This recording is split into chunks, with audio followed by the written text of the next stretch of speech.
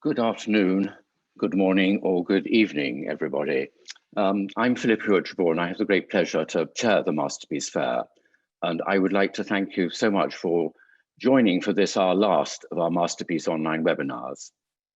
Masterpiece offers limitless opportunities for visitors to look and to learn about works of art by engagement with our passionate and knowledgeable exhibitors at our physical fair, which sadly this year we have not had the opportunity. If you've not already done so, please visit Masterpiece online at masterpiecefair.com, where our exhibitors are offering for sale over 1,250 wonderful works of all periods and origins, from classical antiquity to the contemporary. You can search by artist, you can search by material, date, origin, or my favorite way, through our automatic serendipitous selection of works of art, echoing the cross-collection ethos of Masterpiece. Our Talks and Education program plays a really important role at Masterpiece, and our programming will continue throughout the coming year to engage both our established and a new audience, eager to learn and discover stimulating ways of looking at works of art. Encountering beauty through the material world has each month focused our eyes and minds on a different material. This exploration spans cultures and time through a series of thoughtful and engaging podcasts, videos, and panel discussions. February was devoted to marble, followed by wood, pigment, and metals. Today, of course, to ceramic. Please do visit our website, masterpiecefair.com, to see the full extent of the programs devoted to materials, all of which are recorded, and to catch up on anything that you may have missed. I will very much hope also that you will join us on July the 22nd for the last of our talks in this series, which will be devoted to jewels. Today, our talk, Earth and Alchemy, will look at the wonderful world of ceramic. And I'd like to thank our terrific panel so much for participating in what I know is going to be a really stimulating conversation, and particularly to extend my heartfelt thanks to Isabella Smith, Assistant Editor of Crafts Magazine, who will moderate the talk and introduce our speakers. Thank you, Isabella. Thank you so much for that generous introduction, Philip, and hello everyone, and thank you so much also for joining us on this Saturday afternoon for Earth and Alchemy, the narrative of ceramic. I'm very pleased to be here with a distinguished panel formed of the artist Jacob van der Beugel and the artist Lucinda Mudge, and alongside the gallerist Adrian Sassoon. So thank you all very much for joining me for this talk. And I can see from the Q&A that somebody is wondering if there's going to be any images. I can assure you there will be. We'll come on to those shortly. So rest assured, it won't just be my face. So after our panelists have given us a very quick overview of their work, we're going to speak for about 40 minutes, and we're going to make sure that we have plenty of time to take audience questions at the end. So as we're going along, do put your questions in the Q&A box, which you'll find at the bottom of the screen, and we'll try and answer as many as we can. So I'll begin by introducing myself. I'm Isabella Smith, and I'm Assistant Editor at the Crafts Council. I look after the magazine Crafts. I previously worked for Ceramic Review, and before that I worked for a private collector who collected British art pottery from the period between 1890 and, well, more or less today.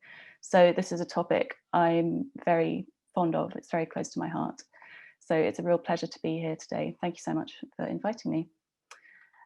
So let's get on to our much more interesting panelists. Lucinda Mudge is a South African ceramic artist who describes her work as, I quote, unruly. She creates huge hand-coiled and heavily decorated vases that draw for their motifs on pop culture and often play on the darker side of daily life in her native South Africa. These aren't gritty necessarily. They're both, well, perhaps that's unfair. They're gritty and beautiful. She manages to marry the two extremes of existence in these dense, rich surfaces that are often topped with gold luster. Lucinda studied fine art and then discovered pottery during an evening class, and following this largely taught herself all the techniques behind her work from, I believe, YouTube. You'll correct me if I'm wrong, Lucinda. Over to you. Hi, good evening. Good evening to the listeners. Thank you, Isabella. My name is Lucinda Mudge, and I'm speaking to you from South Africa, where I live and work. Should we start with my slide 1, please? Thanks, that's great.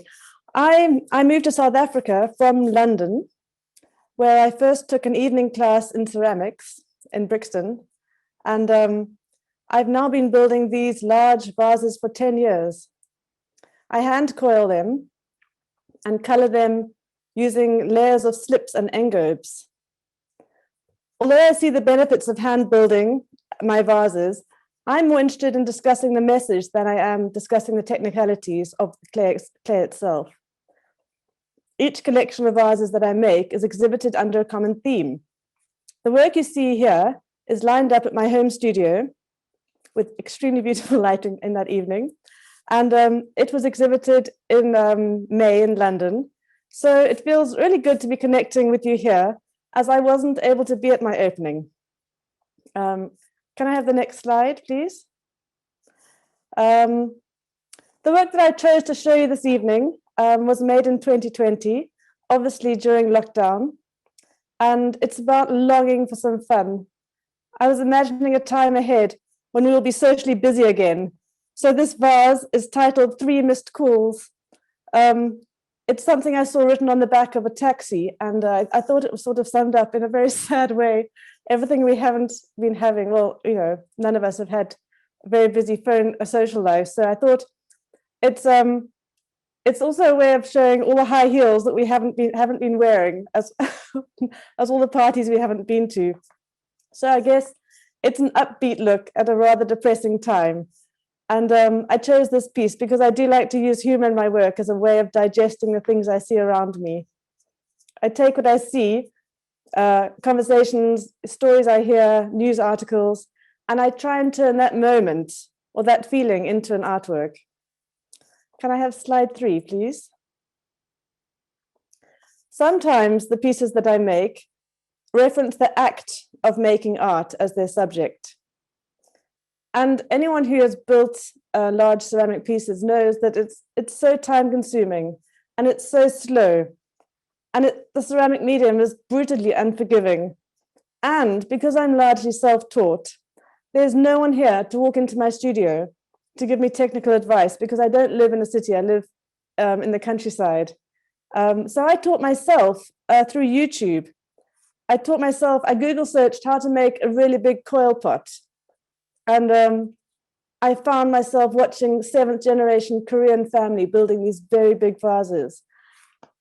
And I thought it's incredible, really, because if I, 15 years ago, wanted to learn that kind of skill, you would have had to have done an apprenticeship. We would have had to go and live there. And now we've got the internet, we can watch it online. And I just really enjoyed that moment where I was living on the tip of South Africa and learning something from a 7th generation family who've been doing that for ages. I just thought it was fantastic. The other way I teach myself is by photographing something that's problematic. And I posted onto one of the Facebook groups saying, why is this cracking? Or I don't understand why this is not doing what I thought it would do. And I get answers, and it's amazing. I really think it's fabulous to be able to be advised by professors send me the response. It's wonderful. So what I'm showing here is my frustration of having to learn the hard way, because it's trial and error with me, and I've really had to learn to suffer and learn to accept the defeat. And I can do it with humor now. It's taken me a long time, but I used to get really brought down by the failure of a piece. And I think these scribbles are sort of quite childlike and quite juvenile. And I quite thought defacing your own artwork was kind of quite pleasurable for me. This vase that I've shown you here is it's a detailed picture of a vase from the new collection that was shown in London in May. And it's they reference the psychedelic prints of the fashion designer Emilio Pucci, who was working in the 60s and very popular then. The psychedelic swirls and very beautiful colors. And I was so inspired by that as a way of uplifting our current mood. So I thought I'll make an exhibition that's very beautiful and very flowing and sort of festive and looks like a party. And then I started scribbling over them. So I thought the scratch and the golden scribble over the beauty was showing my own frustration, and then showing it in gold was something glamorous, and playing with that idea about the idea of sort of glamorous frustration, which it sort of amused me in my own little world quite quietly. Can I have the next slide, please? This is a photograph, an installation photo from my show in London. I thought it was nice to see the vases in situ, It's always a beautiful moment for an artist to see the vases taken out of the dirty studio and out of the dust, away from all the children, and displayed somewhere so beautiful and clean. And this is Everard Reed, London, with the exhibition that I just recently shown. Because I had a difficult time connecting with this exhibition, because obviously I couldn't go to it, and it was in London, and very few of my friends even went to it. The last time I showed in London, it was a big event for me, and a lot of my friends went around London to go and see my show, and they took photographs of themselves doing silly things in front of the work and sent it to me, and it warmed my heart, and it was some kind of affirmation that people have connected with your work, and that it meant something to them to travel across London to go and see it.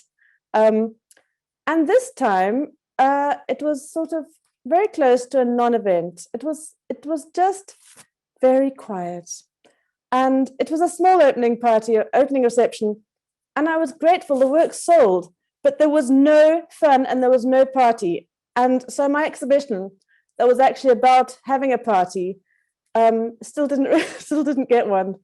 And because of this, all I had after the opening was some professional installation photos of the show.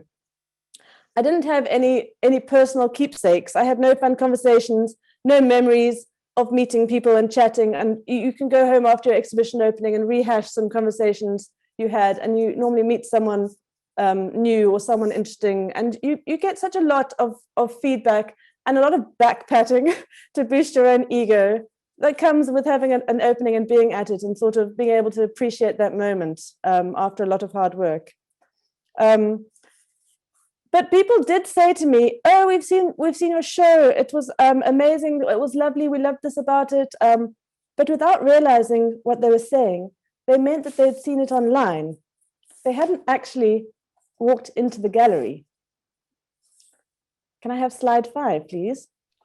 Lucinda, I'm sorry to interrupt. We're rather tight on time, so if this one could be rather short, that would be appreciated. Great, will do. So now we have a new phenomenon, the idea of the online presence becoming more real than the gallery exhibition. People often say, "Oh, we love seeing your show, it looked better in the flesh," but all I can do is photograph it. And now people see it online and they sort of see, yes, we saw the work. And it's a bit sad, really. But because of this, I've had to decide to embrace the idea of the online presence being perhaps more important than the physical exhibition, because many more people see the online presence. And because of this, I've decided to alter my images. The photographer would normally give quite standard images into collages. And this way, I can bring a little bit more to the party. The vase doesn't have to be presented as a photographer would show it. It can be a little bit more. It can be shown in a way that makes me happy. Can I have slide 6, please? So here we have the latest piece. I've just taken out the kiln. I thought I'd share it. It's called Forever. Its vase is 70 centimeters high. And next to it, you can see a close-up showing the gold detailing. It shows the gold chains, a triangle of golden threads, some soft flowing and some more like wire, and the chains flying around the vase are the antique good luck charms. I'll just explain the gold luster. On every vase, I use the gold luster, and it often references gold jewelry. These pieces in particular, the scorpion and the padlock, are quite true to where we live. We live in a forest, and we're surrounded by spiders and scorpions all the time. They're originally by Elsa Schiaparelli, whose work I love, but I thought I'd give them a little reference. And I'll just sum up by saying I often use text in my work, and I include the title piece in the work because I feel it makes it more accessible to anyone who sees it, which is something I find quite important. So the caption is in the piece. So I'll end by saying, by turning up the visual representation, turning it into an online celebration, I'm quietly at home celebrating the party we didn't have. Thank you. Wonderful. Thank you so much, Lucinda. Next up, we'll hear from Jacob. Jakob, my mistake.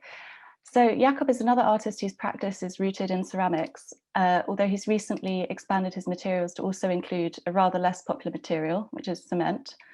Jacob apprenticed with two of the UK's leading ceramic artists, Edmund de Waal and Rupert Spira, and today he creates works that range from gallery pieces to huge installations that reflect on scientific concepts ranging from cell mutation to our genetic identities.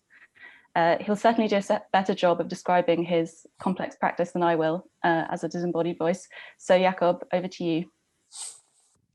Thank you, Isabella.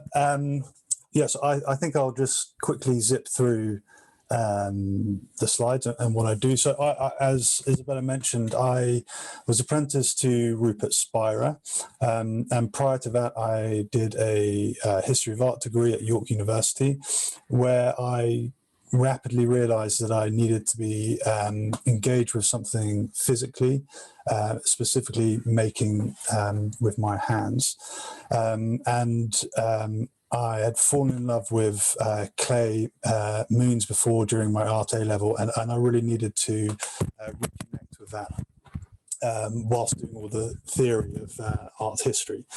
And so I did a traditional apprenticeship with Rupert Spira, and that really was quite a monastic styled traditional apprenticeship, where I made 50 bowls or threw 50 bowls, and then Rupert would come along, say which one he liked, and said make 50 more like that, and then I would make 50 more, and then a kind of process of refinement and skilling up would happen.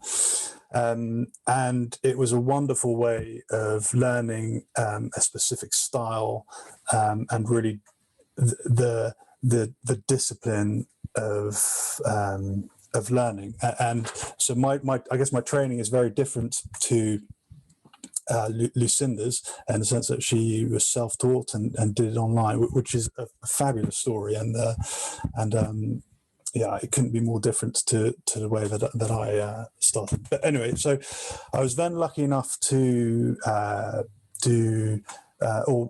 receive an assistant, become an assistant to Edmund de Waal, where really lots of things kind of opened up for me, and where that kind of dogmatic way of working that I had learnt from just one person was opened up, and I learnt to embrace the fluidity of clay, the polymorphic nature of clay, and really start to think about how I wanted to engage with the material. So I started making installation pieces, vessel pieces, having made functional pottery, and then I started making larger architectural installations with vessels.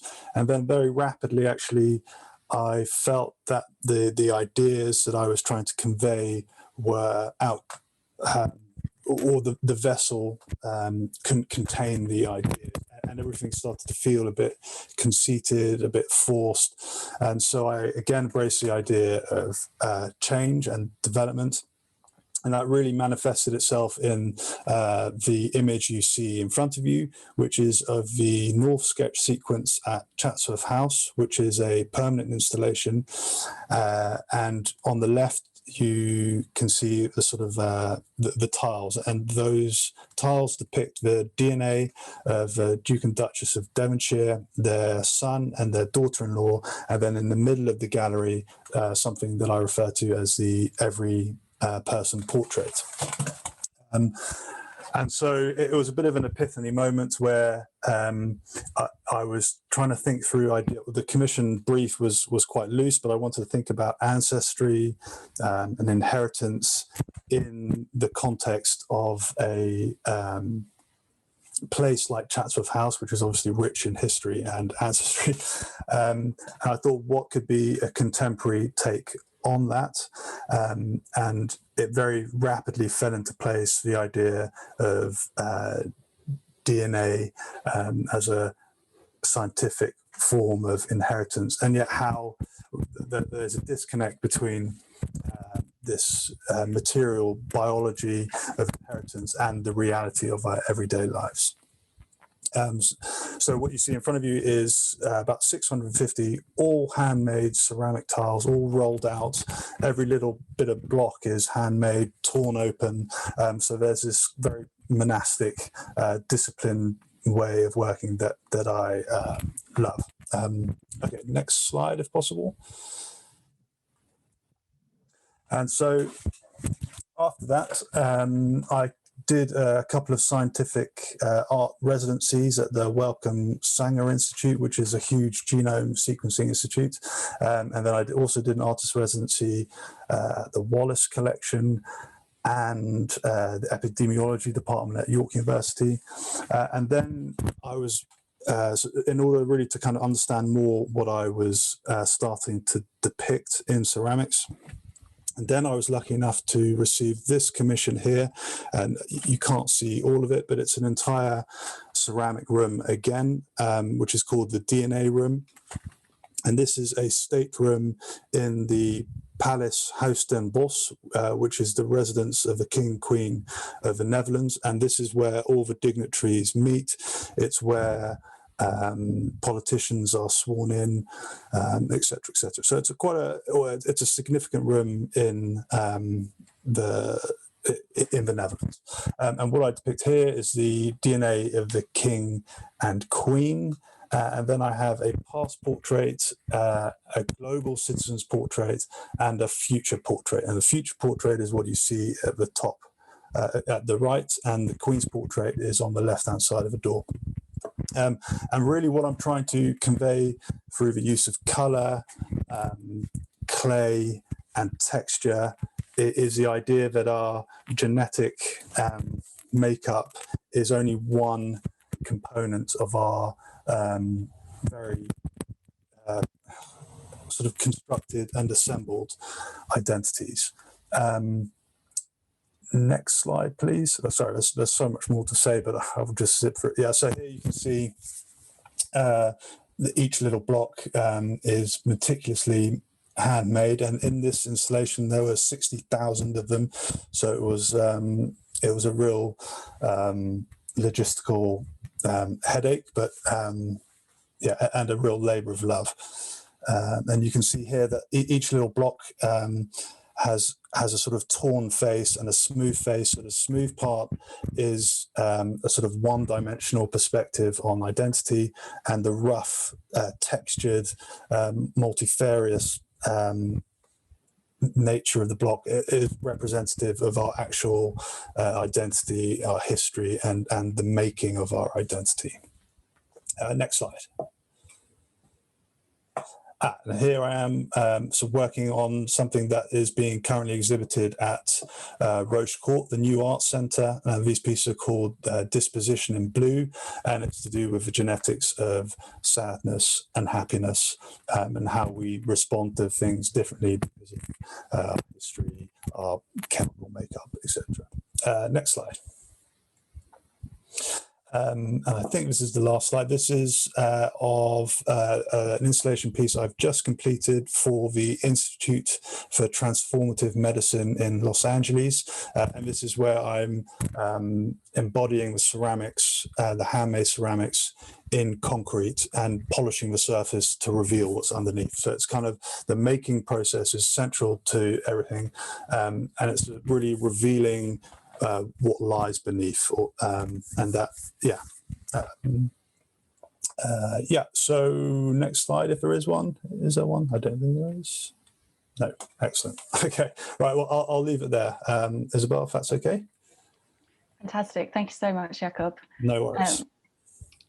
So our last introduction, or rather overview, is from Adrian Sassoon, who of course needs no introduction, but I'm going to give him one anyway. Adrian's been a gallerist for over 25 years, specialising in antique 18th century French porcelain alongside contemporary decorative art objects.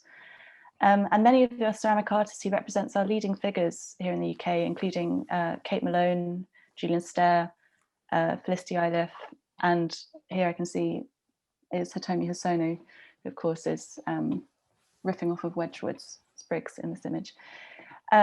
Adrian is also an avid collector himself, who I believe began his collection while still in short trousers. Adrian, over to you. Hello, good evening, thank you. I think, yeah, I was in short trousers, sorry about that. But I'm happy to be here, thank you for your introduction. And I want to talk about the types of pieces that tell stories, tell narratives, that I would display at Masterpiece, and at Masterpiece Online. And the storytelling is mainly actually of pleasure, but not always. But really that's what ceramics seems to offer us in storytelling more often than not. And the pieces here, for instance, are Hitomi Hosono, and I should say, I think she's watching tonight. Hello, Hitomi, a brilliant Japanese artist working in London, who a piece of ours was on the Masterpiece Online, like this piece here on the screen, and won the Ceramic Prize for Masterpiece this year, 2020, for a post-1900 piece of ceramics, which we're really pleased and proud of. And this is a recent piece made, and when Hitomi delivers a piece to us, she actually would have started making it. A complex piece would have been made for over the previous 12, 13 or 14 months. So what we see as a new object is something that's been a part of her life for a very long period. And I'm putting up here 2 images of contemporary porcelain and 18th century porcelain showing the artist's pleasure in nature. On the right is a lidded broth bowl from Sèvres of 1759, showing very, very rare decoration of peacock's feathers and flowers, relating to the feathery leaves and flowers you see on Hitomi's piece. So a story of pleasure there on your screen. And now on the next slide, please.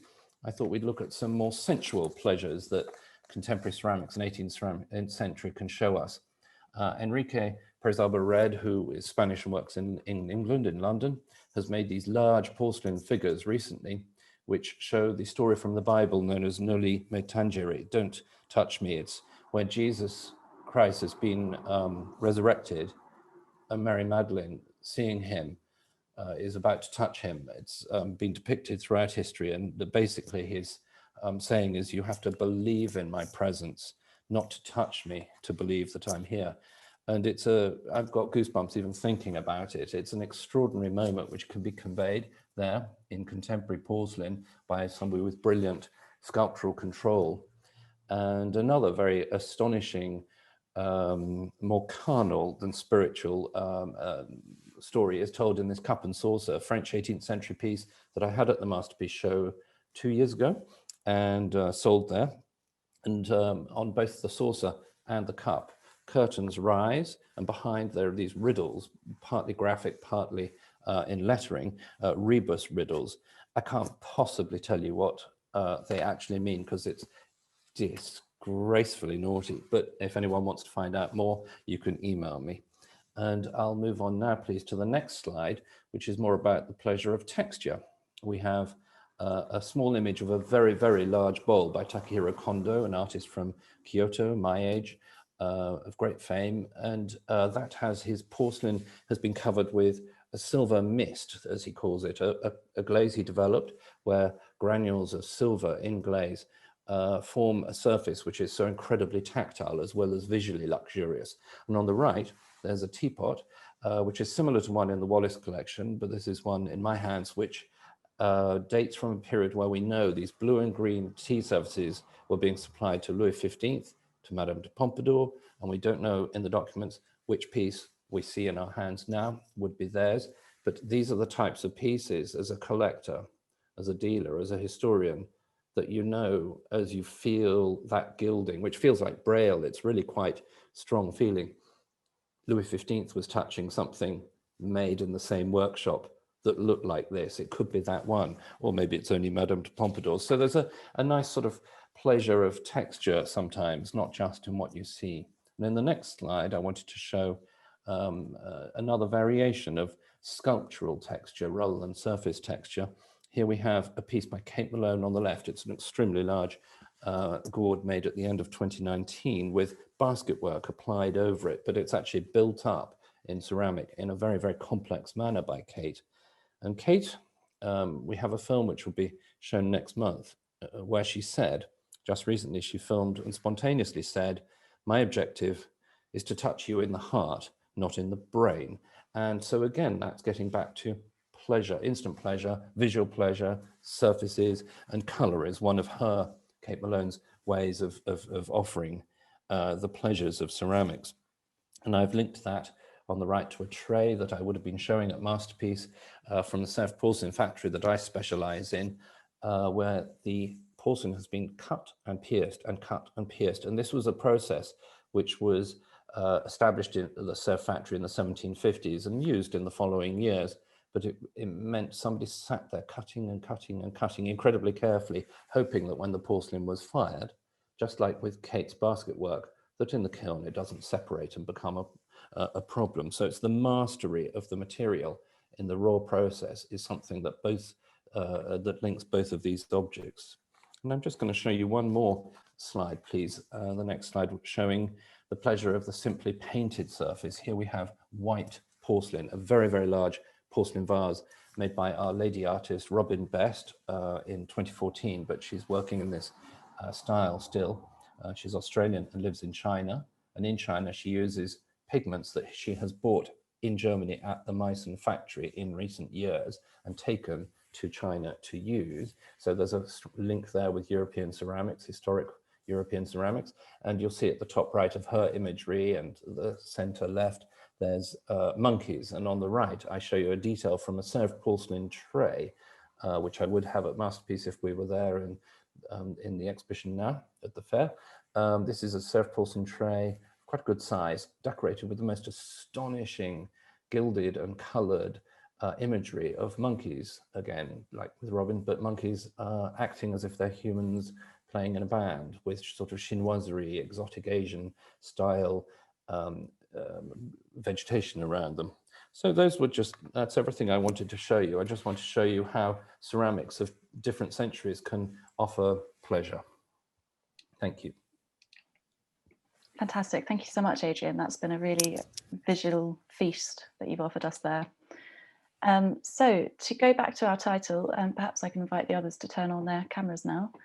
Earth and Alchemy, the narrative of ceramic. This is fair to say, a fairly broad title. We can interpret this in various ways. It could be about the story of ceramics over time, or the stories of how ceramics are made, which is obviously so frequently a key part of the conversation about ceramic art and pottery, or the stories that ceramics can tell, as in Lucinda's work, for instance.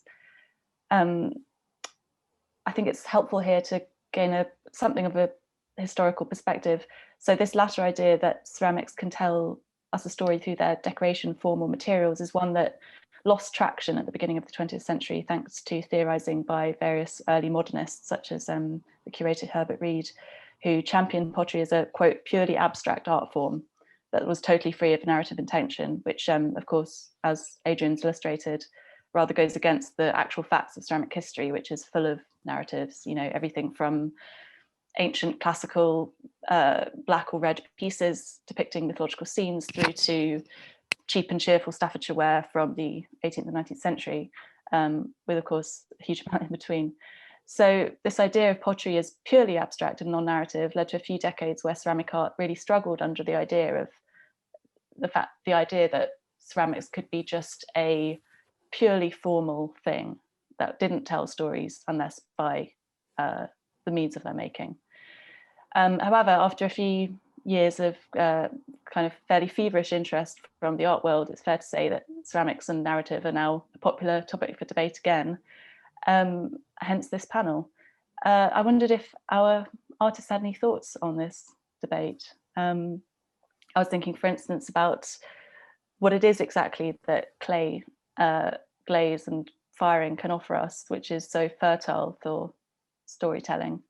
Lucinda, as you were talking to us through your photos, I thought about the fact that a vessel, of course, is three-dimensional. So when you give us a story, we're only ever seeing one part of that story at any one time. I wonder if that's something that you consider when you're making your pieces. Yeah, absolutely, Isabella. I love that. That actually is something I just can't get enough of with my work, with the making the vases on the round.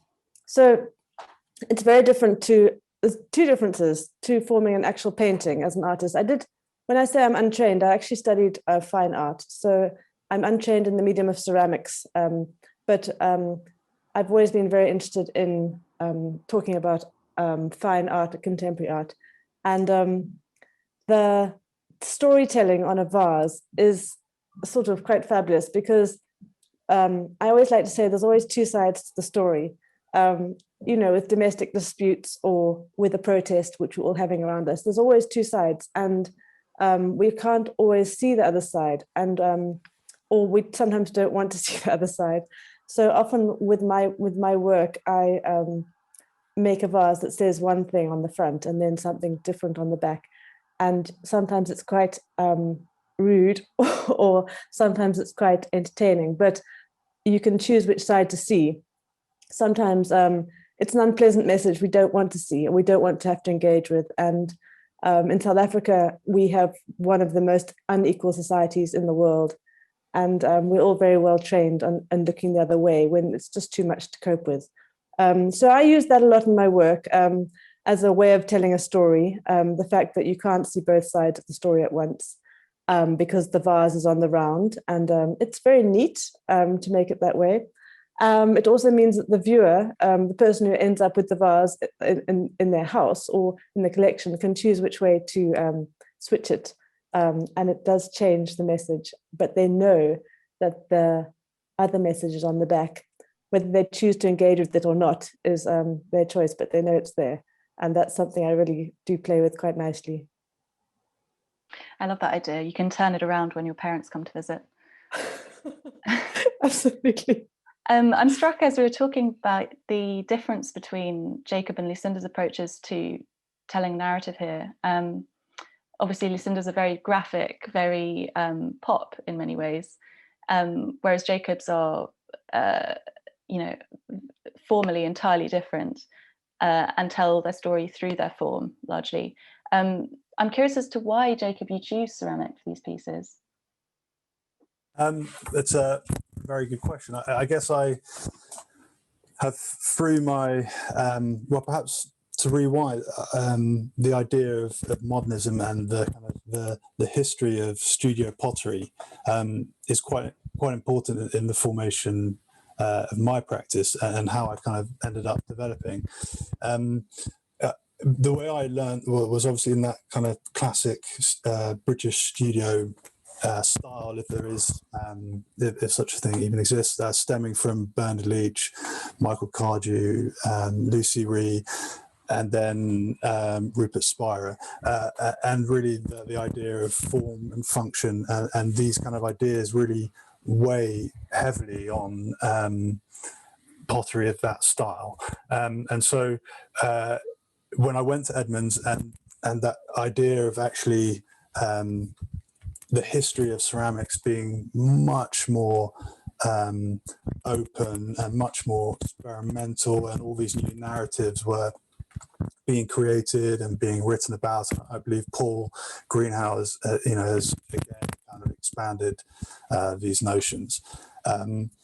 It really, it kind of opened everything up for me, but I still love the idea of form and function and paring everything down, and really I started to embrace the idea of ceramics being used in a modular way, like in Islamic art and tiles, and actually how that is quite synonymous with our understanding or our biological understanding of the body and of the self, that actually we're not this kind of unified, continuous self, that actually we're these assemblages and actually quite deconstructed and decentralized. And so using blocks in that way, I think is a really nice way of building up that picture and that narrative. So it's not how I arrived at that point, but that's how I kind of reconcile it. Right, yeah. And of course, to do what you do requires a huge amount of technical control. I can't remember how many tens of thousands of pieces were involved in the Dutch Royal Commission. Yeah, so they were all of slightly different hues. I can't imagine the labour involved in that. Yeah, no, it was an unholy task. So there were 60,000 blocks, all made by hand, not only by me, because that would have been horrible. So I had, a couple of assistants who suffered with me. But yeah, so there are roughly about about 300 different colors in the installation. And so it's not the color isn't surface, it's actually the pigment of the clay, fired to different temperatures, embedded with different quantities. So I didn't like the idea, and maybe that's where Lucinda and I actually differ, is the kind of idea of applying decoration. It's not that I don't embrace it, it's I like the I like that it's already in the clay. I love the feeling of raw clay, the nakedness of raw clay, and the earthiness. And those are the kind of traditional concepts that stem back to my traditional training, I guess. Yeah, yeah. Can I ask something? Go ahead. Both Lucinda and I talked about tactility, and Jakob, I'm wondering how you find it with your wall installations if you see people touching them. Obviously they're very robust, but eventually that's going to have an effect. And tactility, is that something in the end user's vocabulary with your work?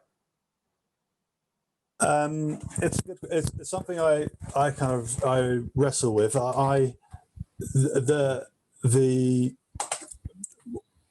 My work is incredibly tactile, yeah. And visually you just want to, you just want to touch it.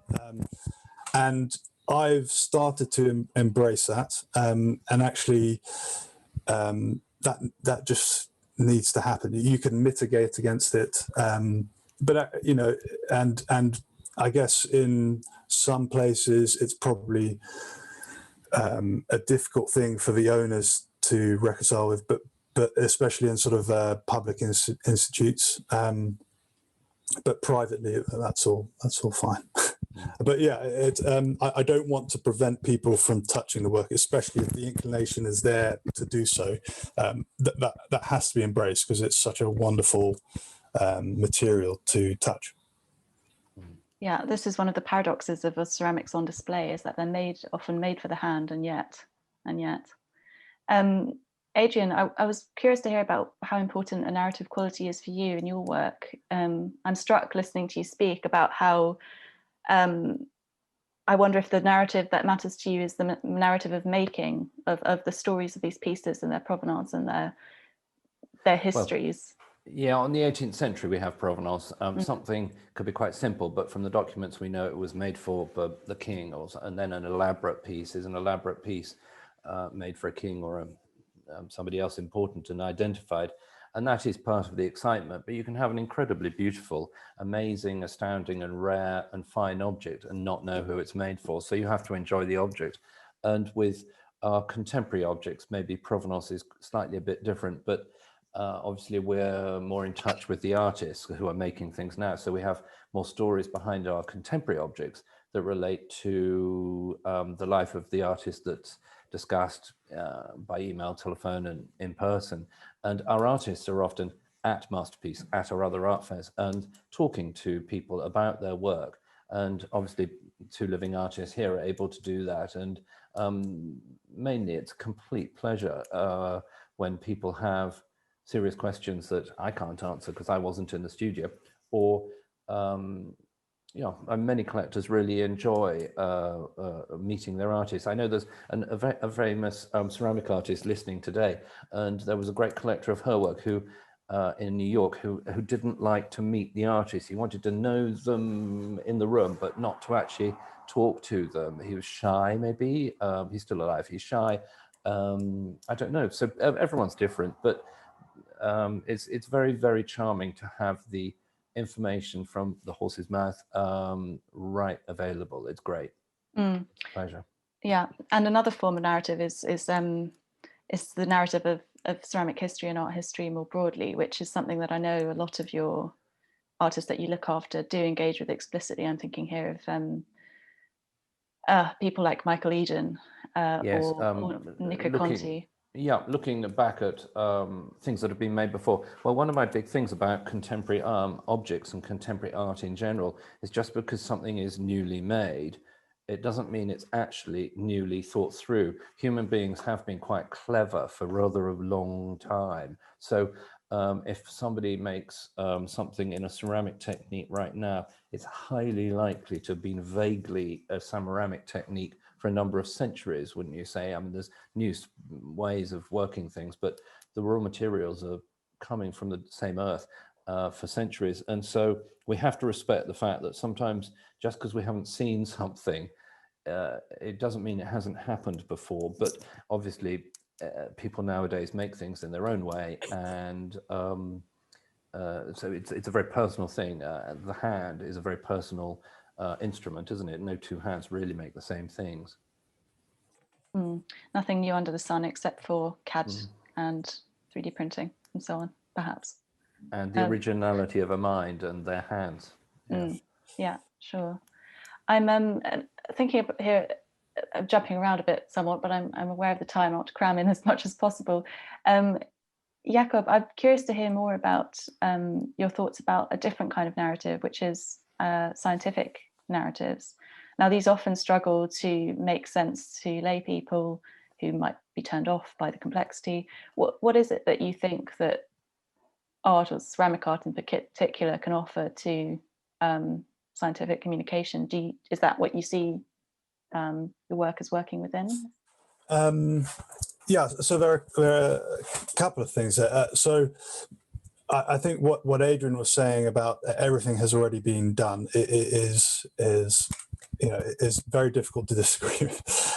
But I guess with the building up of new knowledge and new understandings of the world around us,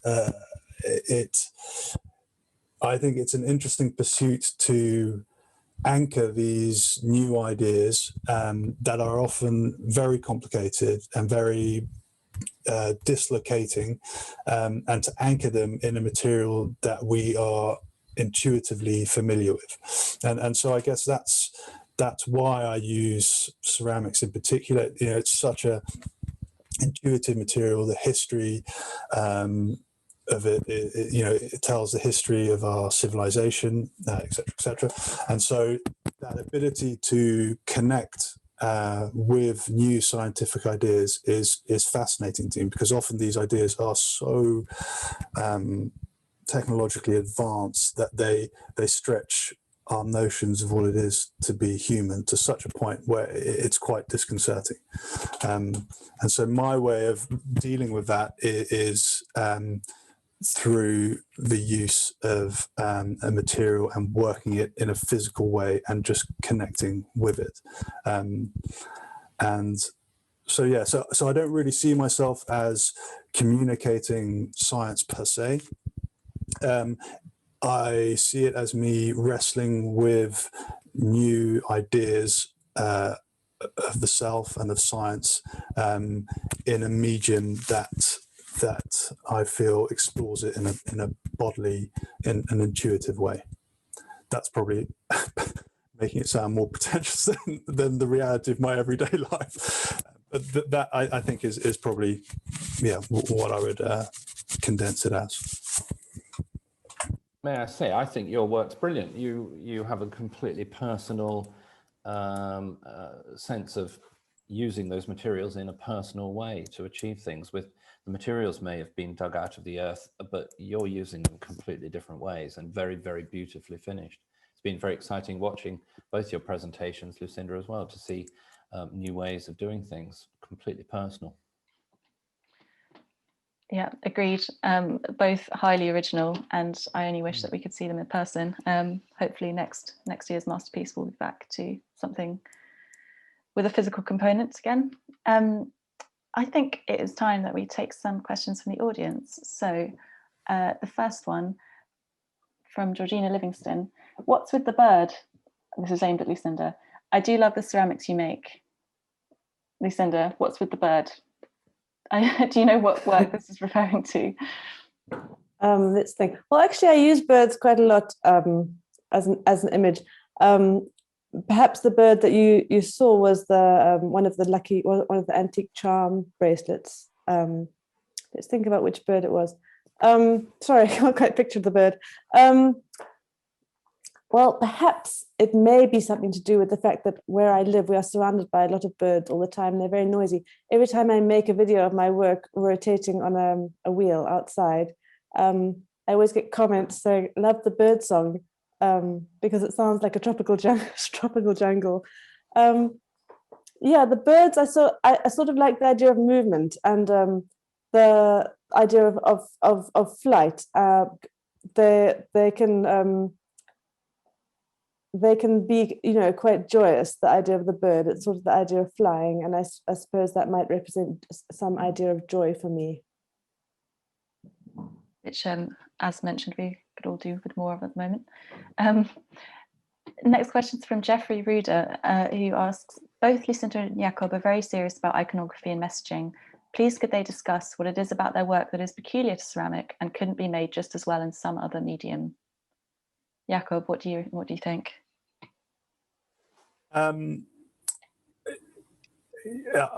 This question has actually been asked quite a few times to me, because there's for good reason, and I always answer it by saying that the clay just has this way of freezing a human gesture that is so direct that it's hard to kind of come close to that. And also when I use or when I tear the ceramics, to create those little blocks, it tears in a completely unique way each time, to reveal this kind of wonderful gritty surface, and I just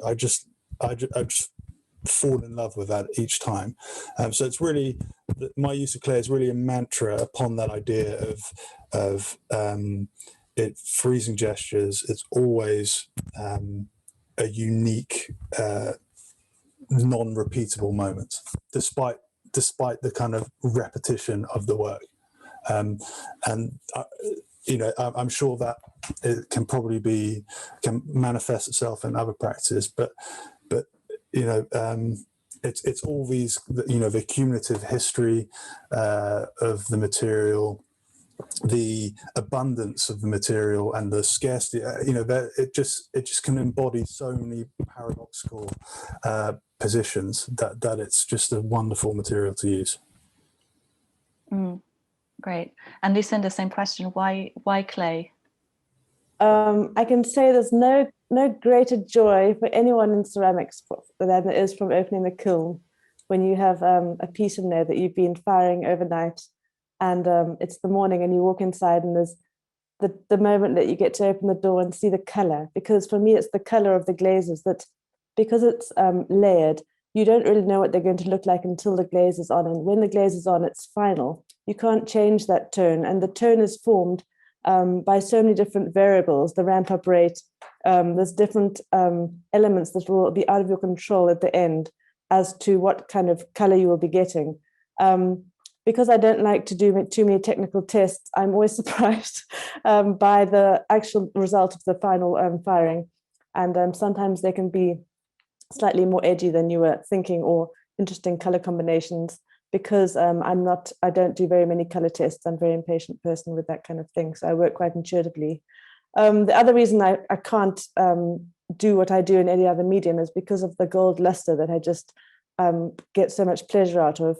The luster that you can't sort of recreate that gold luster, I'm not aware, in any other medium, and I do love it so much. Obviously, the beauty of working with clay is that it's a very cheap material, and so it's also environmentally sustainable material. I see artworks that are made of sort of perspex or other materials that you sort of start to think, well, clay really is a very beautiful material on many levels because of its environmental impact. It's low, and because of that, it has something very pure about it. A home with no plastic in it is always, for me, more appealing. And for that, I also very much enjoy clay. Great, thank you. Somebody here saying, exquisite comparisons with served porcelain pieces. What a feast for the eyes, but to see all these artists dialoguing through times, the materials and shapes. When the artist makes a piece, does she/he/you think about connecting or rooting? I assume they mean through history. Adrian, perhaps you could respond to that one. I read that one earlier, and rooting maybe immediately think of the sexual side, the connotation of the 18th century piece. But in fact, when I work with living artists, we encourage everyone to do what they want to do. And so it's all spontaneous work coming out of their studios with a bit of guidance from myself and my team. But really, basically, it's what's going on in the artist's life that is the connection with their materials. And I just was thinking, as both our artists here were talking, how it's great fun to make things. And I did actually learn to make things at school. And it really helps you, even if you're absolutely useless at doing it, it helps you to have tried and to have mucked around with the clay and the techniques and firing. And when I did it at school, it wasn't for any qualification. And another kid in the classroom was Rupert Spira. We were at school together in the same year. So we learned to do ceramics at the same time. But obviously he was a lot better and made a proper career of it and taught you, Jakob. And I believe that you were also lucky enough to be taught by Gordon Baldwin, which is we were both at school. Incredible. He was the pottery master. But in those days, it was not just last century. It was a long time back in the last century, and there was no GCSE low-level qualification or high-level qualification. It was just a activity you did for a couple of hours a week for a period later on in your 5 years at school. It wasn't a serious subject then. That sounds fantastic, and I'm extremely envious. Jakob, what do you think about connecting through your work to ceramic history? Is that something that you think about? I imagine it's fairly hard to avoid when you're working in a historic environment like, say, Chatsworth House. Exactly. It is unavoidable, and sometimes I wish it was avoidable, because you know, I think I said before, the ceramic history, especially in the UK and Japan, for example, where the traditions seem to have kind of merged and sort of mixed. You always feel rooted and connected to these dialogues of honesty and unconscious workmanship that I've tried so long to break. But yeah, in terms of rootedness, I feel rooted to that tradition, responding to it, but also, to the material. I feel rooted to it in the sense that it very much is, you know, if I'm being honest, it's part of me. What makes me tick, and so I connect to the things that I find interesting in life through that dialogue of working with clay. That's probably, it's a romantic way of looking at what I do, but I certainly feel that to the core. So I think we've only got time for one more question, so I'm going to move on to does the iconography of ceramics differ to that of paintings? Is there a universal language? That's a slightly tricky one to end on. I would say that there is not a universal language. Thinking about the Leech tradition pottery, for instance, in this country, you have motifs that come through again and again of weeping willows or of leaping salmon that you don't tend to see in the paintings, Western paintings of that time. But that's just an initial thought. Anyone else want to jump in on this? How's the iconography different? I can't think who was buying Bernard Leach's pots, but they must have been buying some other paintings and thinking about things going on in the world at their time. There would have been collectors of those pots earlier in the 20th century would be buying contemporary paintings probably. And so there's a connection there of spirit and taste. And basically all these visual subjects are subject, I believe, to sort of the fashions of what's going on in the world at the time. And everyone's ceramics are going into collections now where other things are going into them. So I think it's, things find their place in their own era, don't they? I think it's interesting that there's a sort of general perception at the moment that ceramics is very fashionable, or it's kind of come into fashion. But from my perspective, it's never gone out. It's never gone out of fashion. You know, it's always been used to experiment. It's always been, an ancient material, but also a material of the vanguard.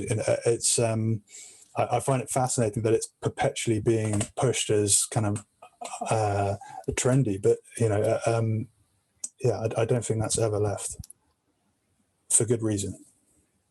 Lucinda, would you like the last word on the topic before we end? Thank you for the honor.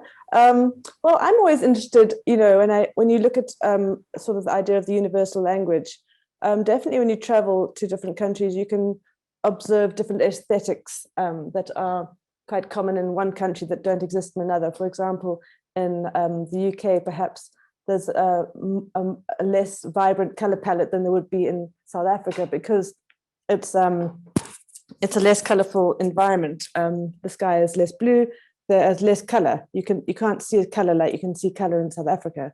And I think when I show my work in London, I'm always wondering, well, will the people engage with my language? Will they understand my stories? Because I'm living somewhere else. And so, yeah, I'm always asking myself that question.